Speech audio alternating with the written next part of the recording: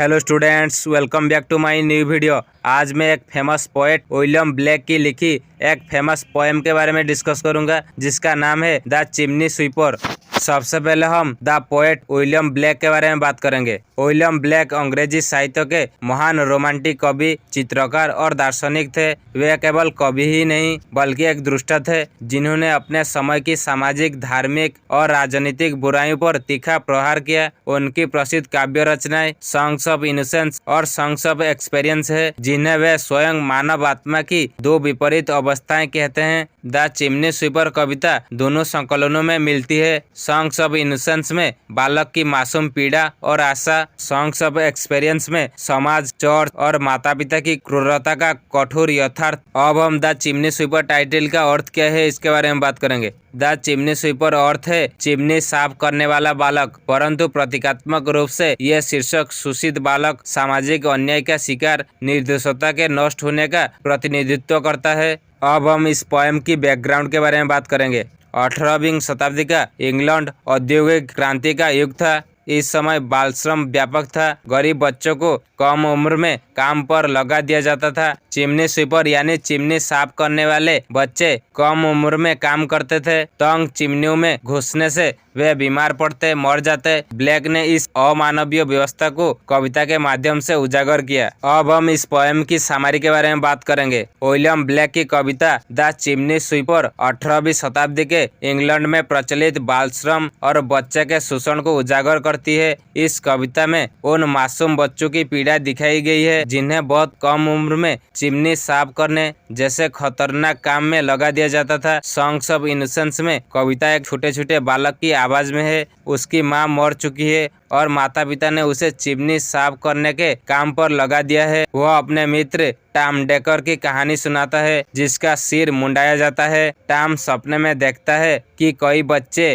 काले ताबूतों में बंद है, लेकिन एक फरिश्ता उन्हें मुक्त कर देता है और वे हरे मैदानों में आनंद से खेलते हैं। यह सपना बच्चों की आशा, मासूमियत और स्वर्ग में विश्वास को दर्शाता है। वे मानते हैं कि अच्छे रहने से ईश्वर उन्हें सुख देगा। सॉन्ग्स ऑफ एक्सपीरियंस में वही विषय अधिक कठोर रूप में सामने आता है। यहाँ कवि एक ठंड में कांपते दुखी चिमनी साफ करने वाले बच्चे को दिखाता है। बच्चा बताता है कि उसके माता पिता चर्च में प्रार्थना करने गए हैं जबकि उसे दुख में छोड़ दिया गया है। यह कविता समाज, माता पिता और चर्च के पाखंड पर तीखा प्रहार करती है जो बच्चे के दुख से अपना स्वर्ग बनाते हैं। इस प्रकार द चिमनी स्वीपर कविता बाल श्रम, सामाजिक अन्याय, धार्मिक पाखंड और मासूमियत के नष्ट होने की मार्मिक तस्वीर प्रस्तुत करती है। ब्लेक का संदेश है कि बच्चों का शोषण अमानवीय है और समाज को इसके विरुद्ध जागरूक होना चाहिए। अब हम इस पोएम को टेक्स्ट के साथ एक्सप्लेन करेंगे।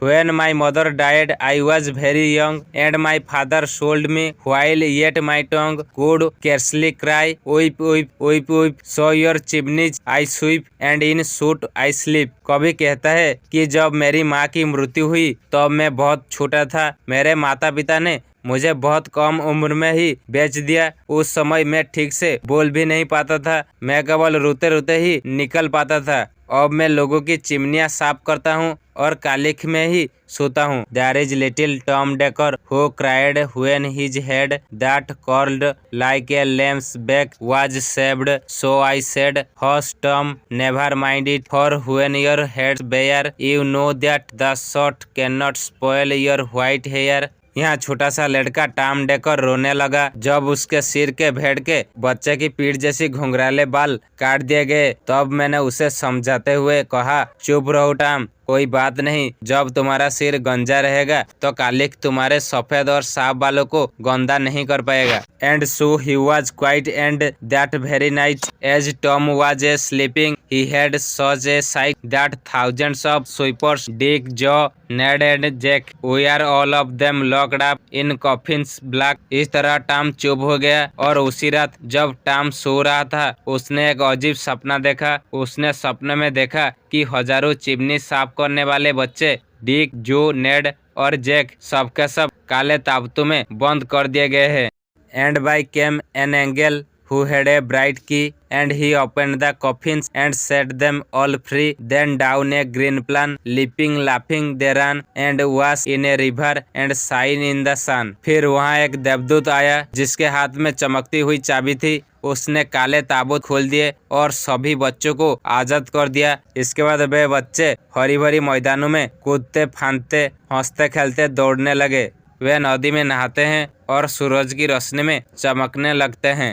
Then naked and white, all their backs left behind, they rise upon clouds and spot in the wind. And the angel told Tom if he'd be a good boy, he'd have God for his father and never want joy. फिर वे बच्चे नंगे और बिल्कुल सफेद होकर अपने थैले पीछे छोड़ देते हैं और बादलों पर चढ़ जाते हैं, हवा में खेलते हुए उड़ने लगते हैं। तब उस देवदूत ने टॉम से कहा कि अगर वह अच्छा बच्चा बना रहेगा तब भगवान उसके पिता होंगे और उसे कभी खुशी की कमी नहीं होगी। And so Tom awoke and we rose in the dark and got with our bags and our brushes to work. Though the morning was cold, Tom was happy and warm. So if all do their duty, they need not fear harm. इसके बाद Tom की नींद खुल गई। हम सब अंधेरे में ही उठ गई और अपने थैले और ब्रश लेकर काम पर निकल पड़े। हालांकि सुबह बहुत ठंडी थी, फिर भी टॉम खुश और संतुष्ट था। इसलिए कवि कहता है कि अगर सभी लोग अपना कर्तव्य निभाएं तो उन्हें किसी नुकसान से डरने की जरूरत नहीं होती। अब हम इस पोएम की निष्कर्ष क्या है इसके बारे में बात करेंगे। इस प्रकार द चिमनी स्वीपर शीर्षक एक साधारण नाम न होकर बाल श्रम, सामाजिक अन्याय और मासूमियत के शोषण का सशक्त प्रतीक है।